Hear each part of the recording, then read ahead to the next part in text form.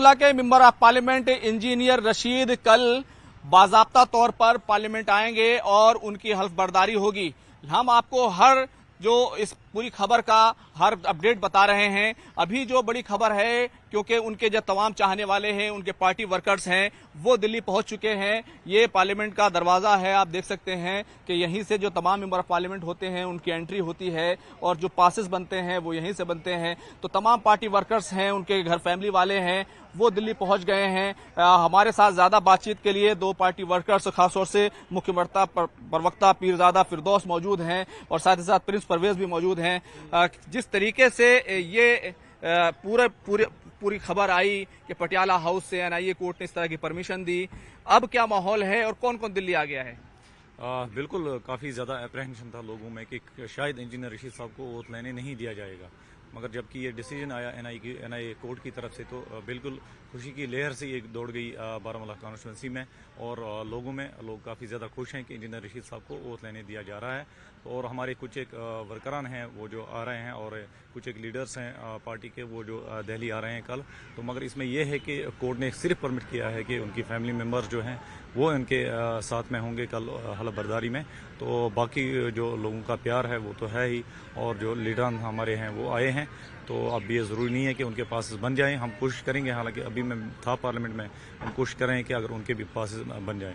General secretary हैं Prince Parvez साहब, ये बताइए कि पार्टी वर्करों में क्या माहौल है, खासतौर से कितने लोग दिल्ली आना चाहते हैं, कैसे कैसे पहुंच रहे हैं? पार्टी के लोगों में तो जोश बहुत ज्यादा है, तो खुशी की लहर एक दौड़ी है पार्टी के वर्कर्स में, स्पेशली नॉर्थ के लोगों में ही खुशी की लहर दौड़ चुकी है कि वाकई में कल हमारे जो पार्लियामेंट मेंबर हैं वो वोट ले रहे हैं। कितने पार्टी वर्कर्स होंगे जो दिल्ली पहुंच रहे हैं, और खासतौर से अगर फैमिली की बात करें, क्योंकि पार्टी के लोग हैं, अवामी इत्तेहाद पार्टी है, किस तरीके से उनकी फैमिली के तमाम लोग, कौन कौन लोग दिल्ली पहुंच रहे हैं? जी, रशीद साहब की फैमिली तो बिल्कुल सैंपल फैमिली है, कोई वीआईपी कल्चर नहीं है उनका।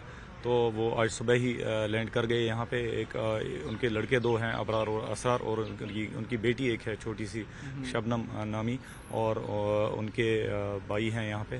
तो वो ओथ सेरेमनी में हिस्सा ले सकते हैं। ओके, और जो बाकी पार्टी कैडर है हमारा वो आ रहे हैं, कुछ एक लीडरान हैं हमारी पार्टी के वो आ रहे हैं, और कुछ एक वर्करान हैं वो भी आ रहे हैं। बिल्कुल इसमें अभी ये तखमीना लगाना कि कौन कौन आ रहे हैं और कितने बंदे आ रहे हैं ये तो शायद मुश्किल ही है।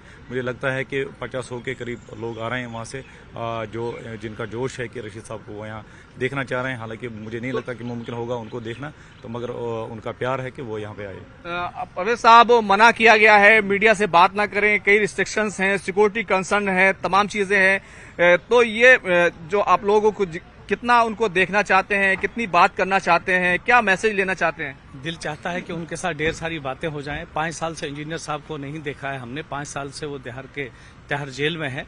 तो हर एक का दिल चाहता है कि पार्टी के जितने भी वर्कर्स हैं वो चाहते हैं कि हम लोग इंजीनियर साहब से मिले, उनसे गुफ्तगू करें, और यहाँ इसीलिए आना चाहते हैं कि उनके एक दीदार के लिए लोग तरसते हैं। तो इंशाल्लाह यहाँ पे कल उनका दीदार भी अगर हो सका तो करेंगे।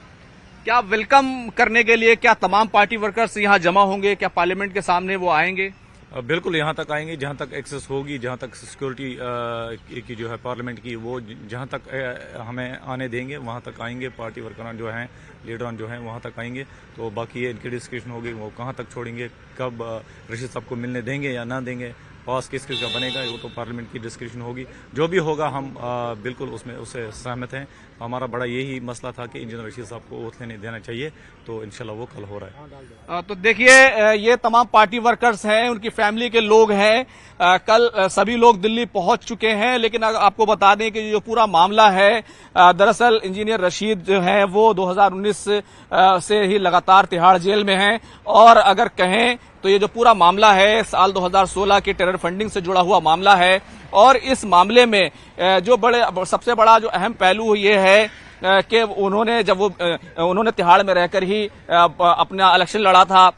उनके जो दोनों बेटे हैं उन्होंने उनके लिए कैंपेन की, और इस कैंपेन के नतीजे में वो 2,41,000 से ज्यादा वोटों से जीते। उन्होंने जम्मू कश्मीर के जो साबिक वजीर आला हैं और नेशनल कॉन्फ्रेंस पार्टी के उपाध्यक्ष हैं, नायब सदर हैं उमर अब्दुल्ला, उनको हरा दिया। तमाम तरह की बातें होती रही, और दूसरी तरफ कानूनी लड़ाई जो है वो Delhi Patiala house NIA special court में चलती रही और उसके बाद कई तारीखें लगी। बिलाखिर एनआईए ने सीधे तौर पर यह हरी झंडी दिखाई कि वो सिक्योरिटी के तहत 5 जुलाई की तारीख को उनको हल्फ बर्दारी के लिए वो परमिशन देंगे। कई तरह की रिस्ट्रिक्शंस भी जो है वो उनके ऊपर लगाई गई थी। मीडिया से बात नहीं करेंगे, किसी और से बातचीत नहीं करेंगे, इंटरनेट का इस्तेमाल नहीं करेंगे। कुल मिलाकर कल का जो दिन है वो काफी अहम है। किस वक्त लाया जाएगा, किस तरीके से वो पार्लियामेंट तक पहुंचेंगे, ये तमाम अपडेट हम आपको देंगे। कैमरामैन मुनमुन सिंह के साथ खुर्रम शहजाद, न्यूज़ 18 दिल्ली।